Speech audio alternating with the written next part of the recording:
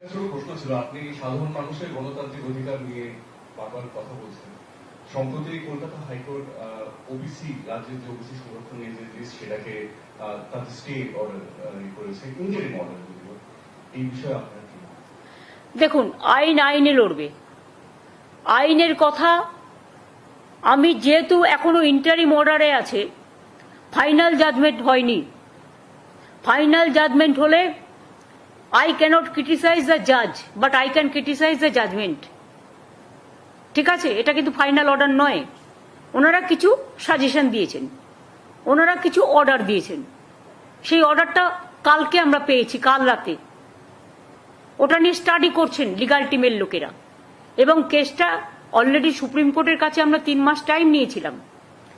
এবং আমরা যদি দেখি আইনত কোনটা আমাদের শুট করছে, সুপ্রিম কোর্টের 3 মাস টাইম মোতাবেক আমরা কিন্তু কাজটা করেছিলাম।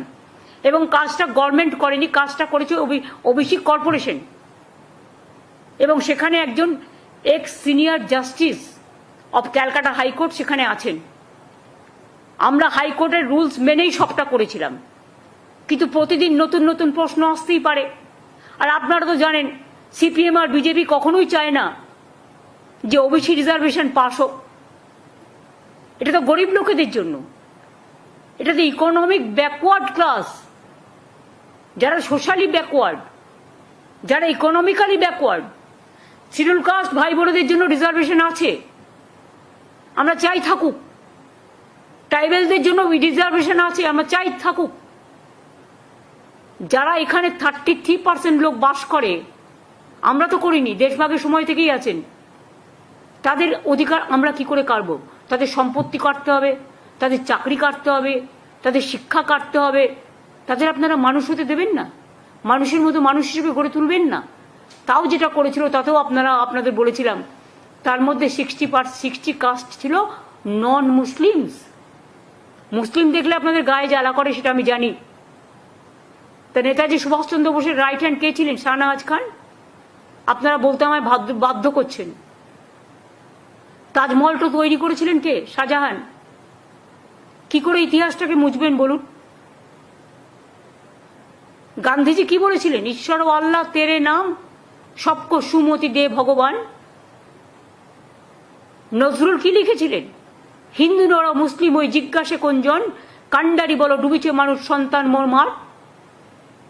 ভুলে গেছেন? বঙ্গভঙ্গের বিরুদ্ধে বিশ্বকবি রবীন্দ্রনাথ ঠাকুর রাখি বন্ধন করেছিলেন, বাংলার মাটি বাংলার জল গান গেয়েছিলেন, হিন্দু মুসলিম সবাই সবার হাতে রাখি পরেছিলেন।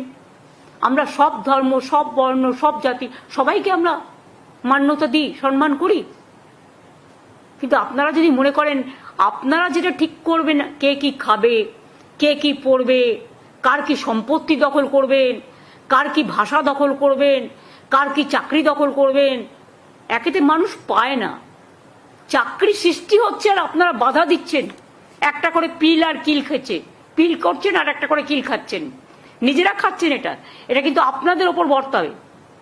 আপনাদের জন্য আজকে অনেকে চাকরিহীন হয়ে গেছে, এবং আপনারা এটা আটকাচ্ছেন বলে আমার পুলিশ রিক্রুটমেন্টে হাজার হাজার পোস্ট খালি পড়ে আছে, আমি করতে পারছি না।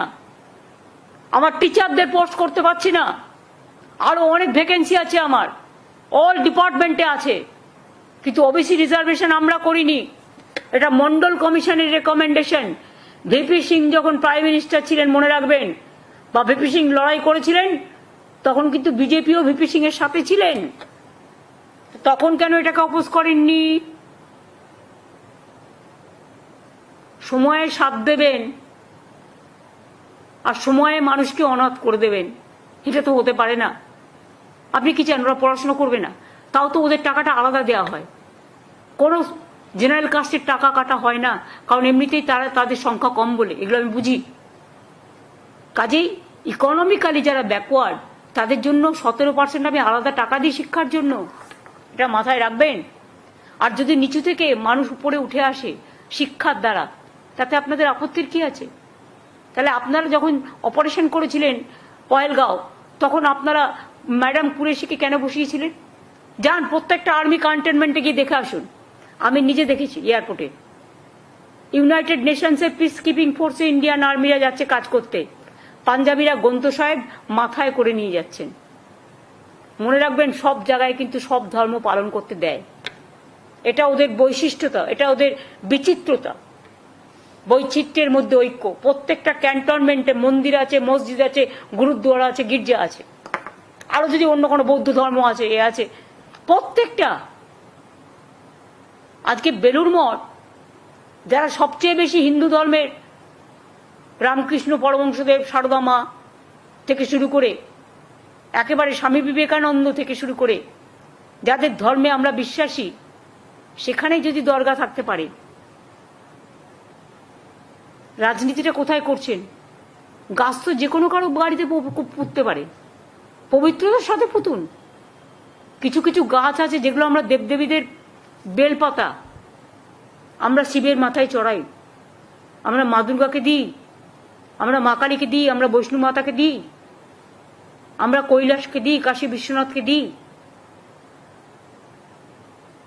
আম পাতা, লক্ষ্মীর ঘটে মেয়েরা আম পাতা বসায় বৃহস্পতিবার। তুলসী পাতা, তুলসী ক রকমের হয় জানেন? আমার বাড়িতে 40টা তুলসীর গাছ আছে ওইটুকু জায়গার মধ্যে। তুলসীর মধ্যে আবার লক্ষ্মী আছে, নারায়ণও আছে। আর সব জায়গায় তুলসী গাছ হয় না, সম্মানের সাথে করতে হয়। একটা ফল বিক্রেতা তার ধর্মীয় অনুষ্ঠান পালন করতে বাড়ি গেলেন, আর তার জায়গায় আপনি পবিত্র তুলসীটাকে পুঁতে দিয়ে অসম্মান করলেন তুলসী দেবতাকে।